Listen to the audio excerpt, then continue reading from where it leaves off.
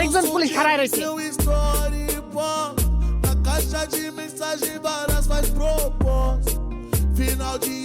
কি আর করবি তুই? 5 দিন জেলের ভিতরে থাকো, এরপরে যখন আমি বাইরে আমু তখন দেখবি তোর আমি কি করি। গ্রেফতার করবি? গ্রেফতার? আমার কাছে অ্যারেস্ট মানে হলো অ্যালার্জি, এনকাউন্টার মানে হলো এনার্জি। আসলে কি ভাবছে স্যার? গ্রেফতার শব্দটা তার অভিধানেই নেই, যাকে যেখানে ধরে সেখানেই প্রতিদিন মানবাধিকার কর্মীরা তার নামে অভিযোগ করেই যাচ্ছে, আমরা তাদের কি উত্তর দেব? ও যাই করুক না কেন, সন্ত্রাসীরা ভয় তো পাচ্ছে। দিন দিন সে নায়ক হয়ে যাচ্ছে। আমাদের বিভাগের সবাই ওকে ইদানিং রুস্তম নামে ডাকে। স্যার বলুন স্যার, আমার বিরুদ্ধে কোনো অভিযোগ আছে? একের পর এক এভাবে হত্যা করতে থাকলে মানবাধিকার কর্মীরা তো অভিযোগ করবেনই। পুলিশ আর গুন্ডার মধ্যে কিছু তো পার্থক্য থাকা দরকার। অবশ্যই স্যার, প্রতিটা গুন্ডা আমাকে ভয় পায়, কিন্তু আমি কোনো গুন্ডাকে ভয় পাই না।